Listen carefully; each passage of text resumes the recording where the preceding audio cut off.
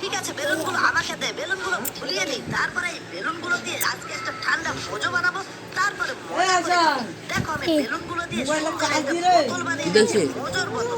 তারপরে এটা আমি মজা করে টক টক টক টক করে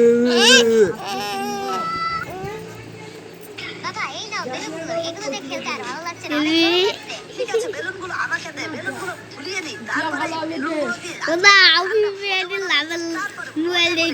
দেখো আমি বেলুনগুলো দিয়ে সুন্দর একটা বোতল বানিয়ে নিচ্ছি, মজার বোতল। তারপরে এটা আমি মজা করে টক টক টক টক করে ড্রাই কমপ্লিট হয়ে গেছে। এখন একটু গরমে ঠান্ডা খেয়ে নিই, সাথে তো আলুর ফ্রেঞ্চ ফ্রাই আছে। তোমরা ভিডিওটা লাইক সাবস্ক্রাইব করে নিও। দৌড়াচ্ছেন